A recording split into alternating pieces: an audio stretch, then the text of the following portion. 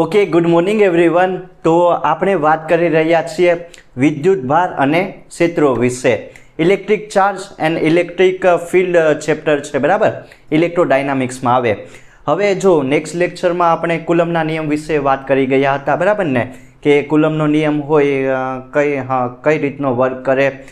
પછી electric charge વિશે વાત કરી ગયા હતા, એની પ્રોપર્ટી બધું બેઝિક વસ્તુ જોઈ ગયા હતા.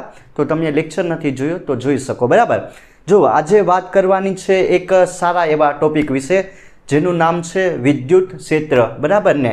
ઇલેક્ટ્રિક ફિલ્ડ અથવા તો તમે કહી શકો વિદ્યુત ક્ષેત્રની તીવ્રતા વિશે એ વાત કરીશું. પહેલાંનું થોડુંક હું તમને ઇન્ટ્રોડક્શન આપી દઉં. હવે પહેલાં એક પ્રેક્ટિકલ એક્ઝામ્પલ દ્વારા સમજાવું. તમે જોયું હશે કે ચુંબક હોય, બરાબર ને? ચુંબક હોય એ ધારો કે કોઈક લોખંડની વસ્તુ હોય, બરાબર, અટ્રેક્ટ કરે, અથવા તો બીજું એની પાસે ચુંબક રાખી દઉં, એ એકબીજાને અટ્રેક્ટ કરે, અથવા તો તમે જોયું હશે કે અપાકર્ષણ થાય, દૂર જાય. તો એ જોયું હશે તમે લોકોએ, બરાબર ને? લોખંડનો ભૂક્કો ને નાખો ને બાજુમાં ચુંબક લઈ લો, બરાબર ને? તો લોખંડનો ભૂક્કો ચુંબકમાં ચોંટી જાય. એ બેઝિક વસ્તુ આપણને ખબર. પણ એવું શા કારણે થાય એ તમને લોકોને આઈડિયા? એક બીજું એક્ઝામ્પલ આપું, પૃથ્વીનું એક્ઝામ્પલ, બરાબર ને? સૂર્યનું લઈએ એક્ઝામ્પલ, કે સૂર્ય હશે એ બધા ગ્રહોને પોતાની તરફ એટ્રેક્ટ કરે. પણ એ પાછળનું કારણ શું છે, જવાબદાર, એ તમને લોકોને આઈડિયા? હા, તો એના વિશે જ વાત કરવાની છે. જો પહેલાં ચુંબકની વાત કરી લઈએ, બરાબર? ચુંબક હશે એ બીજી વસ્તુને પોતાની તરફ એટ્રેક્ટ કરે, લોખંડનો ભૂકો ને એવી વસ્તુને. તો એવું શા કારણે થાય? કેમ કે જે ચુંબક હશે, બરાબર ને, એમાંથી કંઈક ને કંઈક ક્ષેત્ર રેખાઓ નીકળશે, એની ફિલ્ડ લાઇન નીકળશે, બરાબર ને? જો આપણે દેખાતું નથી કે એ દેખાતું નથી, બરાબર, પણ એનું કંઈક ને કંઈક ક્ષેત્ર હોય છે, એક ફિલ્ડ હોય છે, બરાબર? તો એ ફિલ્ડમાં કોઈ પણ વસ્તુ આવી જાય, ધારો કે ચુંબક છે, બરાબર ને? લોખંડનો ભૂકો બાજુમાં મૂકી દઉં તો એ ક્ષેત્રમાં, એ ફિલ્ડમાં જે વસ્તુ આવી જાય, હા, તો એ શું કરશે? પોતાની તરફ એટ્રેક્ટ કરશે. હવે આપણને ખબર છે કે જે ક્ષેત્ર રેખાઓ હશે લોખંડ માટે એનથી એસ તરફ હોય, બેઝિક વસ્તુ છે, બરાબર? એ આપણને આઈડિયા. તો એવી જ રીતે અહીંયા આપણને વાત કરવાની છે વિદ્યુત ભાર વિશે. હવે વિદ્યુત ભાર હશે ભાઈ, એ પ્રકાશની ઝડપથી ગતિ કરે, બરાબર? તો એનું પણ કંઈક ને કંઈક ફિલ્ડ હશે, બરાબર?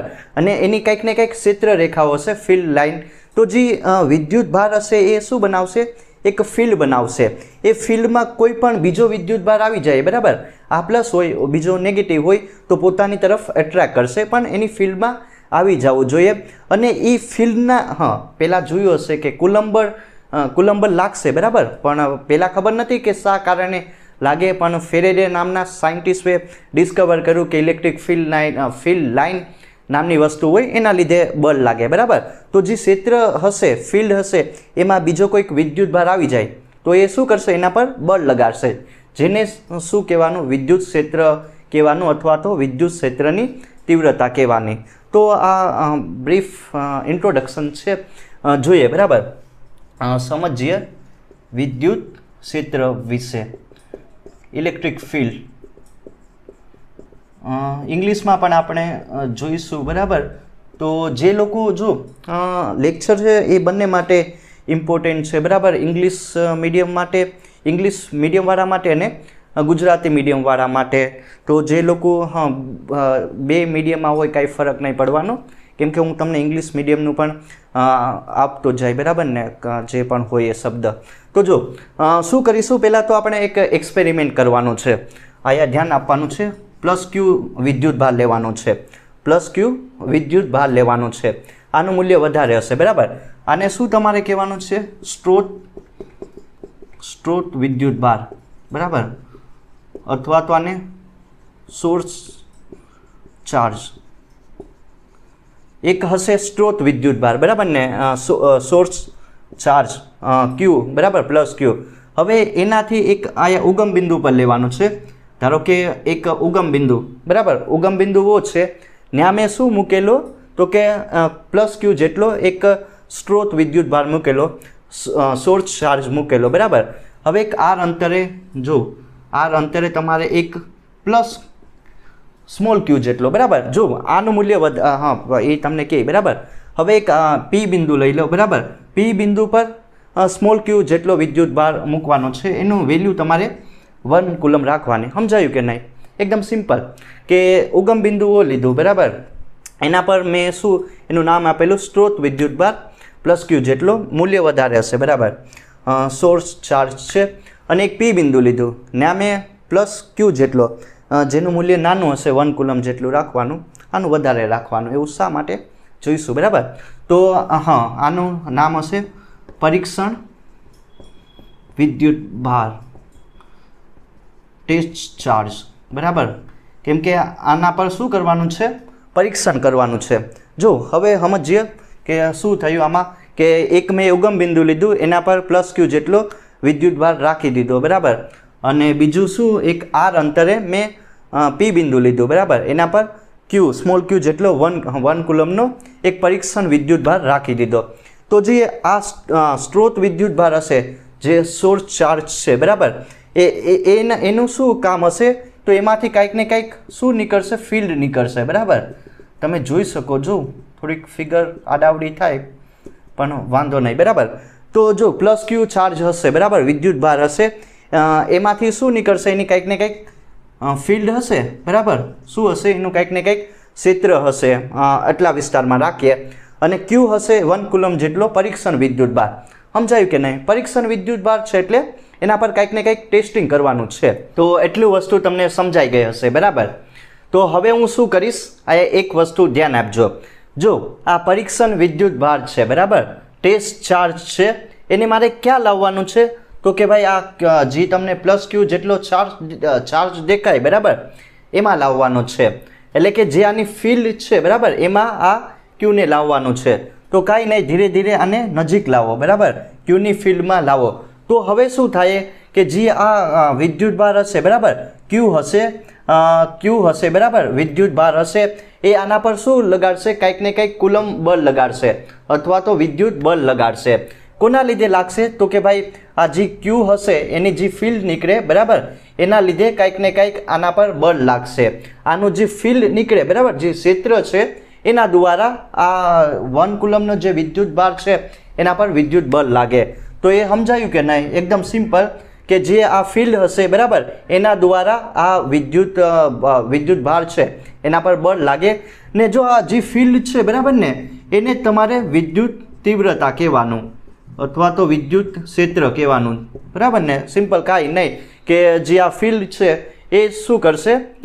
એ આના પર બળ લગાડશે Q1 કુલમ જેટલા વિદ્યુત ભાર પર, એને તમારે વિદ્યુત ક્ષેત્રની તીવ્રતા કહેવાની. તો જો આયા વિદ્યુત બળ કેટલું હોય એ માપીએ બરાબર, F. તો આપણને ખબર છે કેટલું હોય? કે Q/r² જેટલું હોય કે સિમ્પલ કુલમનો નિયમ બરાબર ને. કુલમ બળ અથવા તો વિદ્યુત બળ કેટલું હોય? F = K પ્લસ Q જેટલો ચાર્જ બરાબર ને, આ Q જેટલો ચાર્જ ને /r². હવે r બરાબર ને અંતર પર આધારિત છે વિદ્યુત બળ, એ આપણને ખબર. તો હવે હું શું કરીશ? ધ્યાન આપજો. ધેરફોર જો વી કેન રાઇટ F, આ સ્મોલ છે સ્મોલ ક્યુ બરાબર ને, એને અહીંયા લાવી દો છેદમાં KQ/r². તો હવે આ ટાઈપનું ઇક્વેશન આપણને જોવા મળશે. જો ક્યુની વેલ્યુ કેટલી અહીંયા તમારે લેવાની છે? 1 કુલમ જેટલી લેવાની છે. તો F/Q = E બરાબર ને. તો આ થઈ ગયું તમારી વિદ્યુત ક્ષેત્રની તીવ્રતા અથવા તો વિદ્યુત ક્ષેત્રની ફોર્મ્યુલા બરાબર. બે ફોર્મ્યુલા આપણને અહીંયા માલુમ પડી બરાબર. ધ્યાન આપજો કે મેં શું કર્યું કે જો ક્યુની વેલ્યુ અહીંયા 1 કુલમ જ રાખવાની છે બરાબર. તો હવે અહીંથી આપણે એક સારી એવી વ્યાખ્યા મળીએ. મેં કાંઈ નહીં, જે આ Q = 1 કુલમ જેટલો વિદ્યુત ભાર હતો એને અહીંયા છેદમાં લાવી દીધું બરાબર ને. તો હવે શું થઈ જશે કે જો જે 1 કુલમના જે અહીંયા એકમ ધન વિદ્યુત ભાર પર લાગતું એકમ ધન વિદ્યુત ભાર પર લાગતું વિદ્યુત બળ, જેને શું કહેવાનું? વિદ્યુત ક્ષેત્રની તીવ્રતા કહેવાની. સિમ્પલ, સમજાયું કે નહીં? એકમ ધન વિદ્યુત ભાર એટલે કે મેં આનું વેલ્યુ કેટલી લીધી? તો કે 1 કુલમ. એકમ ધન વિદ્યુત ભાર પર જે વિદ્યુત બળ લાગે બરાબર ને, એને વિદ્યુત ક્ષેત્ર કહેવાનું અથવા તો વિદ્યુત ક્ષેત્રની તીવ્રતા કહેવાની. F/Q is equal to E, બરાબર ને. એકમ ધન વિદ્યુત ભાર પર લાગતું જે વિદ્યુત બળ છે, બરાબર ને. ને વિદ્યુત બળ શા કારણે લાગે? તો કે ભાઈ આ જે ફિલ્ડ હશે એના લીધે લાગશે. કોના પર લાગશે? તો કે 1 કુલમ જેટલા વિદ્યુત ભાર પર એને વિદ્યુત ક્ષેત્રની તીવ્રતા કહેવાની. સિમ્પલ આ ફોર્મ્યુલા થઈ ગઈ, બરાબર. તો કાંઈ નથી, આ થઈ ગયું તમારું વિદ્યુત ક્ષેત્ર. હવે એ અંતર પર આધારિત છે, બરાબર ને. F/Q જેમ અંતર બદલાય એમ તમારું વિદ્યુત ક્ષેત્ર પણ બદલાશે. તો આ એક ફોર્મ્યુલા યાદ રાખજો, બરાબર ને. 1 માર્ક્સનું છે. તો કાંઈ નહીં, જો અહીંથી સિમ્પલ વ્યાખ્યા થઈ ગઈ કે ભાઈ એકમ ધન વિદ્યુત ભાર પર જે વિદ્યુત બળ લાગે એને શું કહેવાનું? વિદ્યુત ક્ષેત્રની તીવ્રતા, બરાબર. આ તમારી ક્ષેત્રની તીવ્રતાની ફોર્મ્યુલા થઈ ગઈ. હવે જો તો જે પણ બળ લાગશે એ કોના લીધે લાગશે? તો કે ભાઈ જો એક વાત સમજાય ને કે જે પણ બળ લાગે આ 1 કુલમનો વિદ્યુત ભાર હશે, બરાબર ને. એના પર બળ શા કારણે લાગે? તો કે આમાંથી જે ફિલ્ડ નીકળશે, બરાબર ને, જે ફિલ્ડ નીકળશે Q વિદ્યુત ભાર, Q વિદ્યુત ભાર હશે એમાં કંઈક ને કંઈક એનું શું નીકળશે? ક્ષેત્ર નીકળશે. એના દ્વારા આ Q જેટલા 1 કુલમ પર બળ લાગે એને શું કહેવાનું? વિદ્યુત ક્ષેત્રની તીવ્રતા અથવા તો વિદ્યુત ક્ષેત્ર, બરાબર. ઇલેક્ટ્રિક ફિલ્ડ કહેવાની. તો આ ફોર્મ્યુલા થઈ ગઈ. હવે જો અહીંયા એક વસ્તુ ધ્યાન આપજો કે આ ટાઈપનું આપણને એક્સપેરિમેન્ટ કરવું હોય, જે એક્સપેરિમેન્ટ કરવું હોય, બરાબર ને, તો એમાં જે આ Qની વેલ્યુ હોય ને એને વધારે રાખવાનું, બરાબર ને. આની વેલ્યુ એકદમ નહિવત રાખવાની, બરાબર. બહુ ઓછી રાખવાની. એવું શા માટે? કેમ કે જો આને છે ને આ જે જગ્યા હશે, બરાબર, ઉગમ બિંદુ પર મૂકેલું, તો ઉગમ બિંદુના સ્થાને જ રહેવું જોઈએ, બરાબર. આ અહીંથી ખસવું ના જોઈએ, આ અહીંથી ના જવો જોઈએ. અથવા તો જો આને હું લાવવા, બરાબર ને, આની ફિલ્ડમાં લાવવા તો આનું મૂલ્ય વધારે હશે ઓબ્વિયસલી. તો અહીંથી આ શું થઈ જશે? કંઈક ને કંઈક એની જગ્યાએથી ખસી જાય, બરાબર. પણ આનું મૂલ્ય નાનું હશે તો તો કંઈ ફરક નહીં પડે, બરાબર. આનું મૂલ્ય નાનું હશે તો આના પર કંઈક ને કંઈક ફરક નહીં પડે. અને જો એક વાત સમજજો, બરાબર. જે વિદ્યુત ક્ષેત્ર હશે એ કોના લીધે લાગે? એ આના લીધે લાગે, બરાબર ને. સ્ત્રોત વિદ્યુત ભાર છે, જે સોર્સ ચાર્જ છે, એના લીધે આપણને વિદ્યુત ક્ષેત્ર જોવા મળે અથવા તો વિદ્યુત ક્ષેત્રની તીવ્રતા જોવા મળે. આ કાંઈ નથી, બરાબર. આ તો ખાલી ટેસ્ટ ચાર્જ છે. આ પરીક્ષણ વિદ્યુત ભાર લીધેલો છે. આનું કાંઈ નથી. આમાં જે પણ વિદ્યુત ક્ષેત્રની તીવ્રતા હશે એની ઇન્ટેન્સિટી, તીવ્રતા કઈ રીતની નક્કી કરવી એ આના દ્વારા નક્કી થાય, બરાબર. આના દ્વારા નહીં નક્કી થાય. આ બધું બુકમાં આપેલું છે, બરાબર, જોઈ શકો. તો એ કોના દ્વારા નક્કી થાય? તો કે ભાઈ +Q વિદ્યુત ભાર છે એના દ્વારા નક્કી થાય. તો આ થઈ ગયું તમારું વિદ્યુત ક્ષેત્ર વિશે વાત. અહીંયા આપણે વાત કરી લીધી વિદ્યુત ક્ષેત્ર વિશે, બરાબર ને. ઇલેક્ટ્રિક ફિલ્ડ વિશે વાત કરી લીધી. હવે જો ઇલેક્ટ્રિક ફિલ્ડ વિશે તો વાત થઈ ગઈ, બરાબર. પણ જે વિદ્યુત ક્ષેત્ર રેખાઓ હશે, ધારો કે ચુંબક હશે, બરાબર ને, એમાંથી બહુ બધી ક્ષેત્ર રેખાઓ નીકળતી હશે. તો આમાં પણ જે તમારો ચાર્જ હશે, જે ઇલેક્ટ્રિક ચાર્જ છે, બરાબર, એની પણ કંઈક ને કંઈક ક્ષેત્ર રેખાઓ નીકળીએ. તો જો અત્યારે હું જે પણ કરાવી રહ્યો છે ને, બરાબર, એ MCQ માટે અને JEE માટે એને બહુ ઇમ્પોર્ટન્ટ છે. તો જે ક્ષેત્ર રેખાઓ હશે એની કંઈક ને કંઈક દિશા હશે, બરાબર ને. પ્લસ ચાર્જ હોય તો કઈ દિશામાં, જે એની ક્ષેત્ર રેખાની દિશા કઈ દિશામાં હોય, માઇનસ હોય તો ક્ષેત્ર રેખાઓ કઈ દિશામાં જાય, એના વિશે વાત કરીશું. પછી 2 પ્લસ લઈ લો, 2 માઇનસ લઈ લો અને 1 પ્લસ માઇનસ ડાયપોલ લઈ લો. તો એની જે ક્ષેત્ર રેખાઓ હશે એ કઈ રીતનું જે એક પિક્ચર બનાવશે, એક 3D ઇમેજ બનાવશે, બરાબર ને. એના વિશે વાત કરીશું. ફેરેડે નામના સાયન્ટિસ્ટે આ બધું ઓબ્ઝર્વ કરેલું. અને એક જો બોર્ડમાં છે ને એક સારો એવો પ્રશ્ન પૂછાય, બરાબર, 2 માર્ક્સનો, કે વિદ્યુત ક્ષેત્ર રેખાની લાક્ષણિકતાઓ દર્શાવો. તો જે લોકોને આ ટોપિક જે હોય બુકમાં આપેલો છે તો એમાંથી જોઈ લેજો, બરાબર ને. હું તમને એનો ઇન્ટ્રોડક્શન આપી દઉં, આમ ખ્યાલ કોન્સેપ્ટ આપી દઉં, બરાબર. તો જો એ ટોપિક છે વિદ્યુત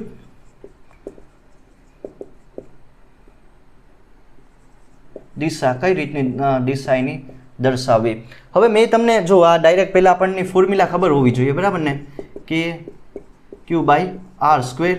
અહીંથી શું કહી શકાય કે જે તમારું વિદ્યુત ક્ષેત્ર હશે, બરાબર ને, એ અંતર પર આધારિત છે, બરાબર ને. જો અંતર જેમ વધીએ, બરાબર, અંતર જેમ વધે એમ તમારું વિદ્યુત ક્ષેત્ર શું થઈ જશે, એની તીવ્રતા ઓછી થઈ જશે, બરાબર. અહીંથી ખબર પડે ને, અંતર વધુ તો એની તીવ્રતા ઘટી જાય. હવે અંતર ઓછું કરો તો વિદ્યુત ક્ષેત્રની તીવ્રતા વધી જાય. અને જો હવે આમાં એક આવે કે આ એક તો જો સદિશ છે, બરાબર ને, તો બહુ બધા તમે શું કરી શકો કે બહુ બધા વિદ્યુત ભારો લઈ શકો સમાન અંતરે. જો બહુ બધા વિદ્યુત ભાર લેવાના, એ બુકમાં ટોપિક આપેલો છે, પણ હું તમને ખાલી સમજાવી દઉં કે બધા વિદ્યુત ભારોને તમારે સમાન અંતરે મૂકવાના, બરાબર. તો બધા જ બિંદુએ તમે મૂકો સમાન અંતરે, તો ત્યાં વિદ્યુત ક્ષેત્રનું મૂલ્ય કેવું હશે, અથવા તો તીવ્રતાનું મૂલ્ય કેવું હશે, સમાન હશે. અથવા તો જે વિદ્યુત ક્ષેત્ર છે, બરાબર, એ ગોળીય સમિતિ ધરાવે છે. એટલે કે એક ગોળો લઈ લો, બરાબર, એના બધા જ બિંદુએ વિદ્યુત ક્ષેત્રનું મૂલ્ય સમાન હોય છે. તો એ યાદ રાખજો, બરાબર. તો મેં તમને કીધું કે નજીક હોય, બરાબર ને, આમ નજીક હોય જે ક્ષેત્ર રેખાઓ હશે, એટલે કે એકદમ આમ ગીચ હોય, ઘનતા વધારે હોવાની, ત્યાં વધારે તીવ્ર હશે, બરાબર, વિદ્યુત ક્ષેત્ર. અને દૂર દૂર હોય, બરાબર ને, જે ક્ષેત્ર રેખાઓ બહુ દૂર દૂર હોય, એટલે કે હાવ આમ ખુલ્લું હોય, ઘનતા ઓછી હોય, ત્યાં તીવ્રતાનું મૂલ્ય બહુ ઓછું હોવાનું. એક પ્રેક્ટિકલ એક્ઝામ્પલથી સમજાવી શકાય કે જો બહુ પબ્લિક હોય, બરાબર, બહુ ભીડભાડવાળી જગ્યા હોય, તો ત્યાં તમને જે ગરમી હશે, જે શું કહેવાય કે ટેમ્પરેચર હશે, વધારે અનુભવ થાય, બરાબર, તમને બહુ વધારે ગરમી લાગશે. અને એકદમ આમ ખુલ્લું વાતાવરણ હોય, બહુ ઓછા લોકો હોય, ત્યાં તમને બહુ ઓછી ગરમી લાગે. કેમ કે જ્યાં વધારે માણસો ત્યાં ગીચતા વધુ, ઘનતા વધુ, એટલે વધારે ટેમ્પરેચર, અને ગીચતા ઓછી, ત્યાં શું કહેવાય કે થોડુંક ઠંડુ વાતાવરણ હોય છે, એટલે તમને ઓછી ગરમી લાગે, બરાબર. તો આ થઈ ગયું. જો પહેલાં આપણે લઈએ, જો આ સમજવાનું છે મસ્ત એવું, બરાબર. પ્લસ વિદ્યુત ભાર લઈએ, એટલે કે ધન વિદ્યુત ભાર લઈએ. તો આની જે ક્ષેત્ર રેખાઓ હશે એની દિશા કઈ દિશામાં હશે, એટલે કે વિદ્યુત ક્ષેત્ર રેખાઓ ક્યાંથી ક્યાં તરફ જાય એના વિશે વાત કરીએ. તો કાંઈ નહીં, જો ધ્યાન આપજો કઈ રીતનું કરવું. તમે આમાં બુકમાં સારી રીતના પણ દોરી શકો. આ બધી વિદ્યુત શું હશે, આ તમારી વિદ્યુત ક્ષેત્ર રેખાઓ થઈ ગઈ, બરાબર ને. પહેલાં તો તમને આવું, જો ડાયરેક્ટ આવું ના બનાવવાનું હોય, બરાબર.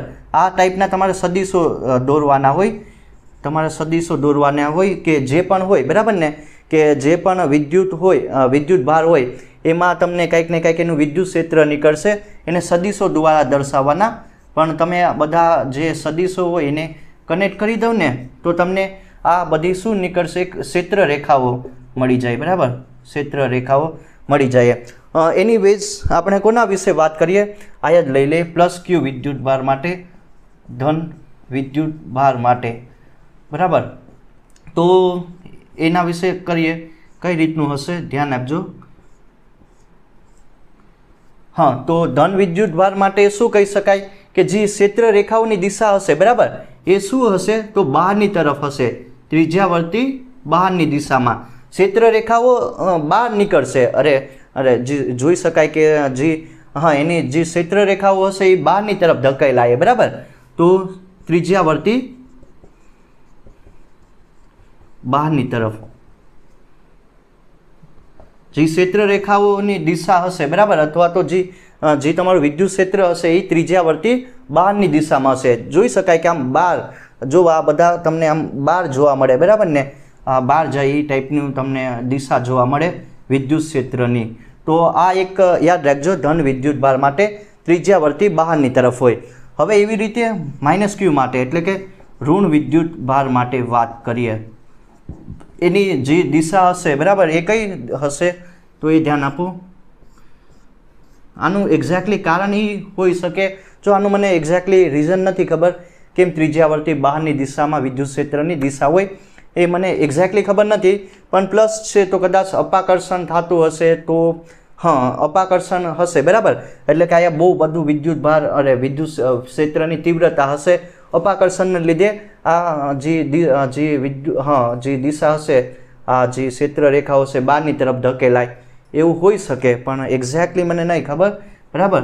ને ઋણ માટે શું હશે, જે વિદ્યુત ક્ષેત્રની દિશા હશે, બરાબર, એ ત્રિજ્યાવર્તી અંદરની તરફ હશે. જો વિદ્યુત ક્ષેત્ર તમને અહીંયા અંદરની તરફ એની દિશા જોવા મળે, બરાબર, ત્રિજ્યાવર્તી અંદરની તરફ, તો આ ઋણ વિદ્યુત ભાર માટે આ બધું તમારે લોકોને યાદ રાખવાનું છે કે ધન માટે ત્રિજ્યાવર્તી બહારની દિશામાં અને ઋણ વિદ્યુત ભાર માટે ત્રિજ્યાવર્તી અંદરની દિશામાં. આનું પણ એક્ઝેક્ટલી મને રીઝન નથી ખબર, પણ કદાચ આયા વધારે શું થાય તમને આકર્ષણ જોવા મળે, બરાબર, પ્રબળ આકર્ષણ જોવા મળે એના લીધે જે ક્ષેત્ર રેખાઓ હશે, બરાબર, એ અંદરની તરફ આવે ને આયા અપાકર્ષણ થાય એટલે આમ બહાર ધકેલાય, બરાબર, આમ બહાર ધકેલાય. પણ આયા આકર્ષણ થાય એટલે શું તમને જોવા મળે કે હા બધું જે પણ હશે એ અટ્રેક્ટ કરીએ, બરાબર, આકર્ષણ થાય એટલે કે એ અંદર બોલાવશે, બરાબર. આ બધા જો આ ક્યાં સુધી જાય તો કે અનંત અંતરે જાય, બરાબર ને. જો પ્રારંભથી અનંત અંતરે આ પણ શું કરશે, આ અનંત અંતરેથી આવેલું હશે અને પ્રારંભમાં જાય, બરાબર, તો એ ધ્યાન રાખજો. તો હવે આપણે એક ત્રીજા કેસ વિશે વાત કરીએ, બરાબર. જો આયા બે વિદ્યુત ભાર લઈએ પ્લસ પ્લસ, હવે તમે આયા છે ને માઇનસ માઇનસ પણ લઈ શકો, પ્લસ પ્લસ વિદ્યુત ભાર લઈએ એટલે અપાકર્ષણ થાય, તો વિદ્યુત ક્ષેત્રની જે દિશા હશે કઈ દિશામાં હોય એ જોઈએ, બરાબર ને. તો પહેલાં આયા પ્લસ પ્લસ ચાર્જ લઈ લો, આયા પણ પ્લસ પ્લસ, બરાબર. તો કઈ રીતનું આનું હોય તમે જોઈ શકો, તમે આને સારી રીતના પણ ડ્રો કરી શકો.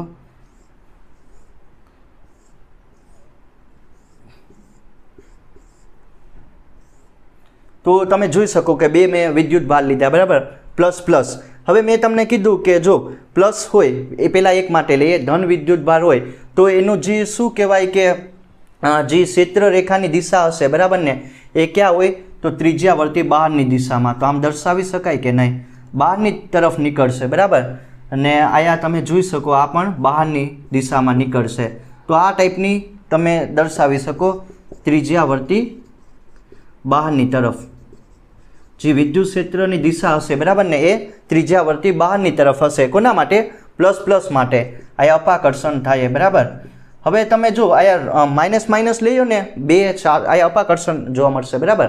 હવે તમારે શું કરવાનું છે, પ્લસ પ્લસની જગ્યાએ શું લેવાનું છે, માઇનસ ક્યુ, માઇનસ ક્યુ. તો જે આ વિદ્યુત ક્ષેત્ર રેખાની દિશા હશે, બરાબર, એ અંદરની તરફ આવશે. જે ક્ષેત્ર રેખાઓ હશે એ ક્યાં આવશે તો કે અંદરની તરફ.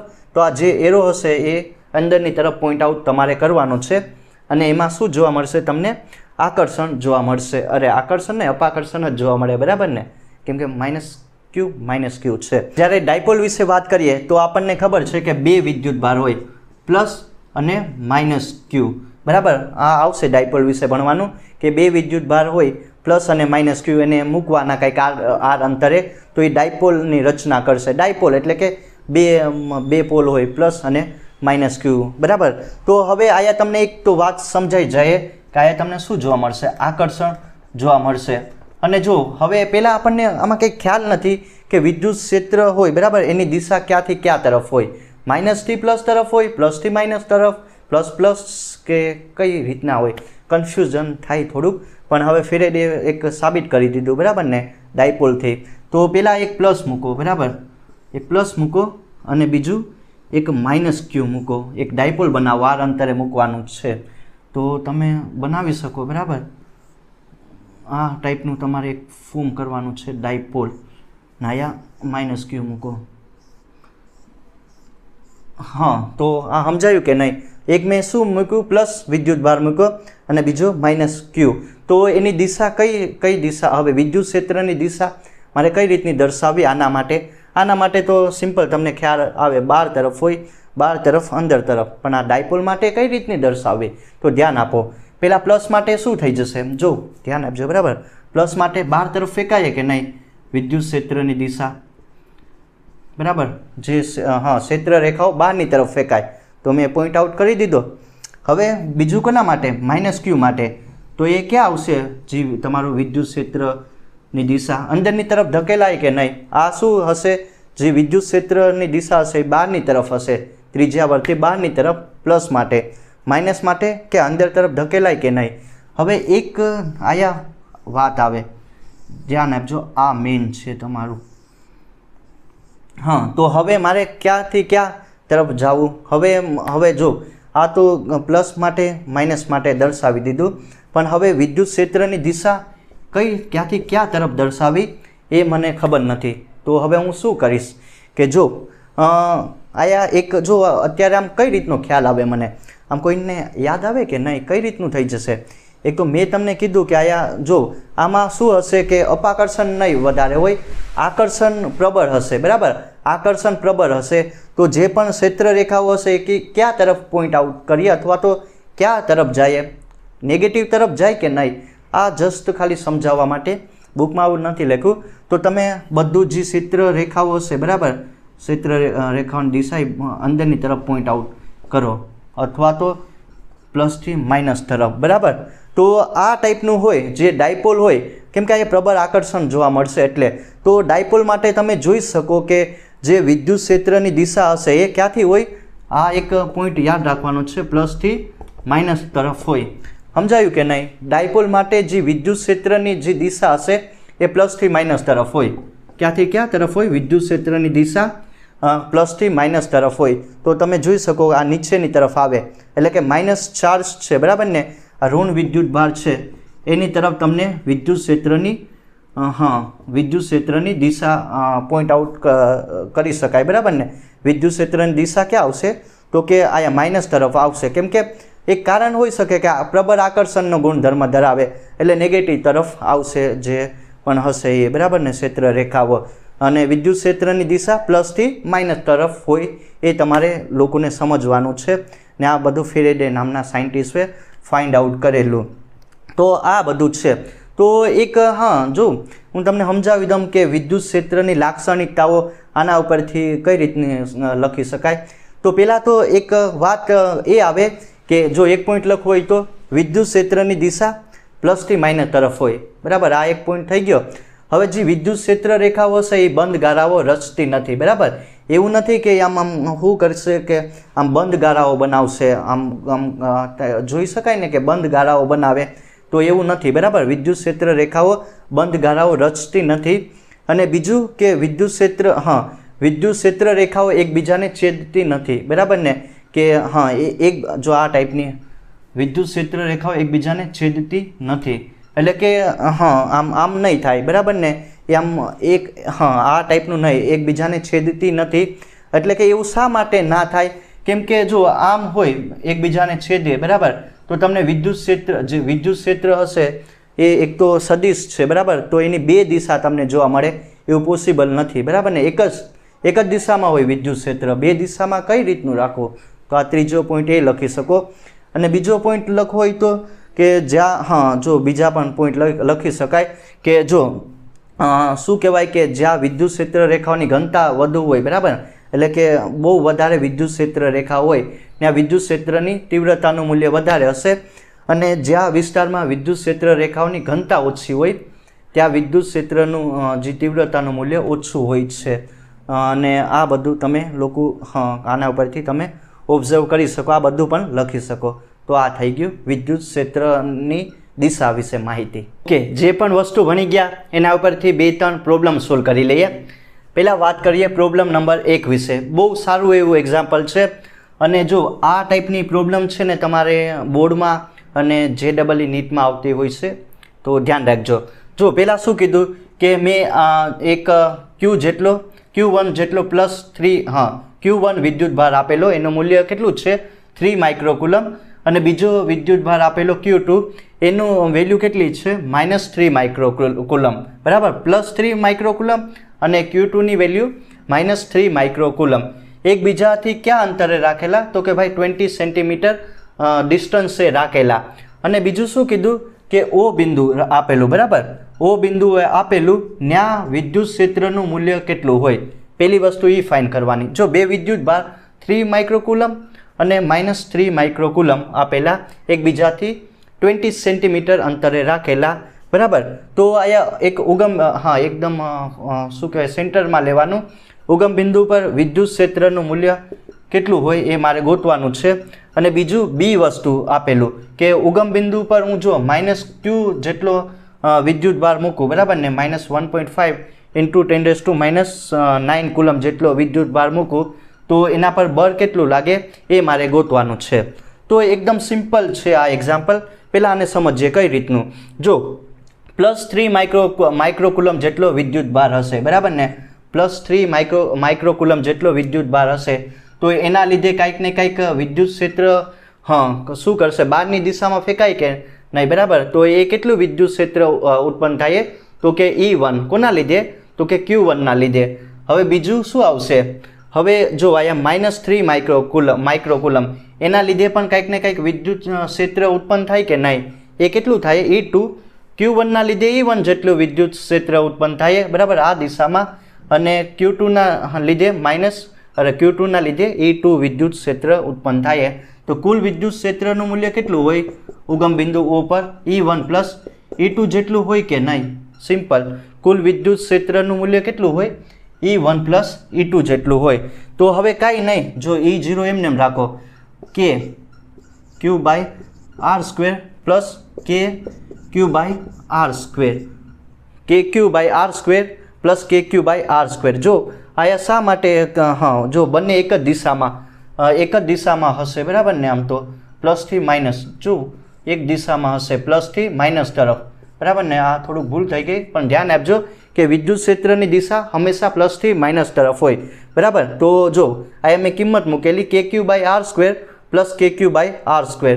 તો E0 એમને એમ રાખો, તો બંનેનો સરવાળો થાય કે નહીં, બાય R સ્ક્વેર, બરાબર. K Q by R square plus K Q by R square. તો E0 મારે આ ઉગમ બિંદુ પર કેટલું હોય એ ગોતવાનું છે. તો કાંઈ નહીં, કિંમત મૂકો 2 એમને એમ, કે એટલે 9 ગુણ્યા 10⁹ હોય. આની વેલ્યુ ન્યૂટન મીટર શું થાય એનું એકમ જોઈ લેજો, બરાબર. અને આની વેલ્યુ કેટલી આપેલી છે, 3, બરાબર ને. માઇક્રો એટલે 10⁻, માઇક્રોમાંથી કેમાં જવાનું છે, કુલમમાં. તો આમ થાય કે નહીં, એ વેલ્યુ મૂકીએ. હવે અંતર કેટલું આપેલું, 20 સેન્ટીમીટર, મીટરમાં કન્વર્ટ કરો તો અહીંયા મૂકી શકાય કે નહીં, 20 × 10⁻², એનો સ્ક્વેર કરો. બસ આ બધાને શું કરવાનું છે, સોલ્વ કરવાનું છે. જો આ સિમ્પલ છે. E1 કુલ વિદ્યુત ક્ષેત્ર બંને વિદ્યુત ભારને લીધે ઉત્પન્ન થાય, ડાયરેક્ટ સદિશ સરવાળો થાય, બરાબર ને. સંપાતપણાનો સિદ્ધાંતનો યુઝ કરો, ડાયરેક્ટ સદિશ સરવાળો. તો આના પરથી તમે વેલ્યુ ગોતી શકો. અને જો કેટલી આવશે આની વેલ્યુ, આનું સિમ્પલ કેલ્ક્યુલેશન કરો તો 10⁶ ન્યૂટન કુલમ ઇનવર્સ. તો વિદ્યુત ક્ષેત્રનું મૂલ્ય એટલું આવ્યું, બરાબર, 5.4 × 10⁶ ન્યૂટન કુલમ ઇનવર્સ. અને આની દિશા ક્યાંથી ક્યાં તરફ હશે, જો પ્લસથી માઇનસ તરફ, બરાબર ને. પ્લસથી માઇનસ તરફ હશે એટલે અહીંથી જો પ્લસથી માઇનસ તરફ, એટલે Q1 વિદ્યુત ભારથી લઈને Q2 વિદ્યુત ભાર તરફ, બરાબર. તો આ એની દિશા પણ મેં દર્શાવી દીધી, તમે અહીંયા કરી શકો, બરાબર. 1 થી લઈને 2 તરફ આની દિશા હશે અને આનું મૂલ્ય એટલું મળી ગયું. એ વેલ્યુ પૂરી કે હવે B માટે કરો. B માટે અહીંયા મારે શું કરવાનું છે કે જો Q જેટલો વિદ્યુત ભાર હું ક્યાં મૂકવાનું છે, માઇનસ અહીંયા મૂકવાનું છે, બરાબર, ઉગમ બિંદુ પર. તો એના પર બળ કેટલું લાગે એ ગોતવાનું. તો આપણને ખબર છે કે વિદ્યુત ક્ષેત્ર કેટલું હોય, F0/Q જેટલું હોય કે નહીં. મારે શું આમાં ગોતવાનું છે, બળની વેલ્યુ ગોતવાની છે. તો E0Q, બરાબર. સિમ્પલ, આમાં કાંઈ નથી, એકદમ સિમ્પલ છે એક્ઝામ્પલ. તો F0 એમને રાખો. E0ની વેલ્યુ મને કેટલી આપેલી, 5.4 × 10⁶, ને Qની વેલ્યુ જો આપેલી છે -1.5 × 10⁻9 કુલમ આપેલી છે, બરાબર. તો આનું મૂલ્ય તમે કેટલું હોય ગોતી શકો, -8.1 × 10⁻³ ન્યૂટન જેટલું આની વેલ્યુ મળી ગઈ. મેં કાંઈ નથી કર્યું, સિમ્પલ ખાલી ફોર્મ્યુલાઝ યુઝ કરેલી છે. અને A અને B વસ્તુ મેં ગોતી લીધી, બરાબર. આની દિશા તમે, જો એક વાત હું તમને કહેતા ભૂલી ગયો કે વિદ્યુત ક્ષેત્રની દિશા જે દિશા હશે, બરાબર, એ જ તમારા બળની પણ દિશા હશે. કુલમ બળ એટલે કે વિદ્યુત બળની દિશા હશે. તો આ પણ ક્યાંથી, પ્લસથી માઇનસ તરફ નહીં, પ્લસથી માઇનસ આમ, એ તો આના માટે પણ 1 થી 2 વિદ્યુત ભાર તરફ આની દિશા હશે, બરાબર. તો આ એકદમ સારું એવું છે એક્ઝામ્પલ. આ ટાઈપના એક્ઝામ્પલ બહુ બધા બોર્ડમાં આવે, બરાબર. JEE નીટમાં આવશે આ ટાઈપના એક્ઝામ્પલ, તો તમે સોલ્વ કરી શકો. હવે વાત કરીએ એક અનધર પ્રોબ્લેમ વિશે, પ્રોબ્લેમ નંબર 2 વિશે વાત કરીએ. અને આ મોસ્ટ ઇમ્પોર્ટન્ટ પ્રોબ્લેમ છે, એકવાર G અને નીટમાં પણ પૂછાયેલી હશે, તો બરાબર. તો ધ્યાન આપજો, આ ટાઈપની પ્રોબ્લેમ વધારે આવશે એટલે હું આ ટાઈપના એક્ઝામ્પલ લીધા. હવે મેં શું કરેલું છે ધ્યાન આપજો. +4Q જેટલો વિદ્યુત ભારનો કોઈક ને કોઈક ગોળો હશે, બરાબર, અને એક -Q0 જેટલો વિદ્યુત ભારનો કંઈક ને કંઈક ગોળો હશે, Q1 આને કહી દઉં, આને Q2 કહી શકો, બરાબર. એ એકબીજાથી ક્યાં અંતરે મૂકેલા? તો કે ભાઈ R અંતરે મૂકેલા. બે વિદ્યુત ભાર આપેલા છે, Q1 ની કિંમત +4Q0 અને Q2 ની કિંમત -Q0 જેટલી આપેલી છે, અને એકબીજાથી ક્યાં અંતરે મૂકેલા? R અંતરે મૂકેલા. હવે મારે છે ને આમાં કંઈક ને કંઈક એવું અંતર મારે સિલેક્ટ કરવાનું છે, એવું અંતર ફાઇન્ડ આઉટ કરવાનું છે જ્યાં વિદ્યુત ક્ષેત્રનું મૂલ્ય કેટલું થઈ જવું જોઈએ? 0 થઈ જવું જોઈએ, બરાબર. તો હું શું કરીશ? કંઈક ને કંઈક અહીંયા એ બિંદુ લઈ લઉં, બરાબર. એ એક બિંદુ લઈ લઉં, ત્યાં તમારું શું થઈ જશે કે ભાઈ વિદ્યુત ક્ષેત્રનું મૂલ્ય કેવું થઈ જશે? 0 થઈ જશે, બરાબર. એવું આપણે ધારીએ. જો 4Q થી ક્યાં જે એ બિંદુ હશે, બરાબર, એનું અંતર કેટલું મને આપેલું? x આપેલું. x અંતરે આપણે કહી શકાય કે ત્યાં વિદ્યુત ક્ષેત્રનું મૂલ્ય 0 હશે. કોના માટે? તો કે 4Q0 વિદ્યુત ભાર માટે, બરાબર. તો આ અંતર કેટલું હોય Q0 થી એ પોઈન્ટનું અંતર? તો કે x - R જેટલું હોય કે નહીં? જો મેં કાંઈ નથી કર્યું, એટલું વસ્તુ તમને આપેલી છે કે એટલા બે વિદ્યુત ભાર આપેલા, +4Q0 -Q0 એકબીજાથી R અંતરે મૂકેલા. કન્ડિશન શું આપેલી કે એવા કયા પોઈન્ટ આગળ વિદ્યુત ક્ષેત્રનું મૂલ્ય 0 થાય, અથવા તો એવા કયા અંતર આગળ વિદ્યુત ક્ષેત્રનું મૂલ્ય 0 થઈ જવું જોઈએ? તો મેં જો આ +4Q થી આ એ પોઈન્ટ હશે, બરાબર ને, એક અંતર ધારી લીધું, ત્યાં વિદ્યુત ક્ષેત્રનું મૂલ્ય 0 થઈ જશે. તો આ અંતરે પણ વિદ્યુત ક્ષેત્રનું મૂલ્ય કેટલું થઈ જશે? 0. +4Q થી શું કહી શકાય કે જો +4Q થી તમે કહી શકો કે વિદ્યુત ક્ષેત્રનું મૂલ્ય 0 થઈ જશે, અને -Q થી શું કહી શકાય? -Q0 થી ક્યાં અંતરે? તો કે x - R અંતરે તમારું વિદ્યુત ક્ષેત્રનું મૂલ્ય કેટલું થઈ જશે? તો કે 0 થઈ જશે, બરાબર. તો એ મારે ખાલી આ સમજવાનું હતું. આ મેઇન છે. +4Q0 થી x અંતરે વિદ્યુત ક્ષેત્રનું મૂલ્ય 0, અને -Q0 થી x - R અંતરે વિદ્યુત ક્ષેત્રનું મૂલ્ય 0 થાય. તો આપણને ખબર છે કુલ વિદ્યુત ક્ષેત્ર કેટલું હોય? આ બંનેનો સરવાળો જેટલો, સદિશ સરવાળો, પ્લસ E માઇનસ શું છે અહીંયા? શું છે? -Q0, બરાબર. આ થયું કે નહીં? હવે આ વેલ્યુ કેટલી થઈ જશે? કુલ 0, બરાબર. તો આ +E - Q0 એમને રાખો. ધેરફોર જો વી કેન રાઇટ, આમ થાય કે નહીં? E +4Q minus E minus કેટલું છે? -Q0. આ માઇનસ આવશે ને? મેં કાંઈ નહીં, કુલ વિદ્યુત ભાર એટલે કે બંનેનો સદિશ સરવાળો કરો, બરાબર. ને કુલ વિદ્યુત ક્ષેત્ર 0 થઈ જવું જોઈએ, એ કન્ડિશન આપેલી. અને શું લઈ જાઓ? રાઈટ સાઈડ લઈ જાઓ એટલે માઇનસ આવશે. બસ હવે કાંઈ નહીં, વેલ્યુ મૂકો કે એમને એમ રાખો. આ વેલ્યુ કેટલી આપેલી? +4Q માટે જો, બરાબર, કેટલી વેલ્યુ આપેલી? 4Q. ને અંતર મને કેટલું આપેલું? x અંતર આપેલું કે નહીં? એવી જ રીતે આના માટે -Q0 માટે કેટલું તમને અહીંયા વિદ્યુત ભાર આપેલો? તો કે -Q0, ને એનું અંતર કેટલું આપેલું? -Q0 થી જે પોઈન્ટ લીધો એનું અંતર x - R જેટલું, બરાબર ને. ત્યાં એની વેલ્યુ 0 હોય. કાંઈ નહીં, જો હવે જે પણ આ માઇનસ પ્લસ થઈ જાય કે નહીં? બરાબર, સિમ્પલ. મેં કાંઈ નહીં, ખાલી કિંમત મૂકેલી છે. આ વસ્તુ કેન્સલ, બરાબર, કે કેન્સલ. વધીએ એવું 4x² ને અહીંયા 1/x - R². હવે કાંઈ નહીં, જો આનું રૂટ કાઢી નાખો, 2x ને x - R. સિમ્પ્લિફિકેશન આનું કરવાનું છે. તો 2x - 2R = x. મેં કાંઈ નહીં, રૂટ કાઢું, બરાબર, ને અહીંયા ગુણી નાખો, લસા લઈ લો. 2x - 2R = x. અને આ સાઈડ લાવો એટલે x ને આ 2R, બરાબર. તો x અંતર કેટલું મળી ગયું તમને? x = 2R, બરાબર. x = 2R. તો જો અહીંથી કહી શકાય કે જો +4Q માટે x અંતરે +4Q માટે આ અંતરે વિદ્યુત ક્ષેત્રનું મૂલ્ય કેટલું થઈ જવું જોઈએ? x ની વેલ્યુ ગોતવાની હતી, બરાબર. આ અંતરે 2R અંતરે, આ અંતર તમને કંઈક આપેલું હોય 1 મીટર કે 2 મીટર, તો તમે x ની વેલ્યુ ગોતી શકો, બરાબર ને. હવે કોના માટે? જો હવે આના માટે લેવું, -Q0 માટે, તો એ કેટલું થઈ જશે? x નું એમને x ની જગ્યાએ 2R મૂકો ને આયા તો આ આર બરાબર ને આની વેલ્યુ કેટલી આવશે આર જેટલી આવશે કોના માટે તો કે -Q0 માટે. તો જો એક શું કહી શકાય કે x = 2r બરાબર 2r અંતરે આના માટે +4q માટે વિદ્યુત ક્ષેત્રનું મૂલ્ય 0 થઈ જશે અને -Q0 માટે એ કયા અંતરે x = r અંતરે આ જ અંતરે બરાબર ને ત્યાં વિદ્યુત ક્ષેત્રનું મૂલ્ય 0 જોવા મળશે. તો આ એકદમ સારી એવી પ્રોબ્લેમ હતી.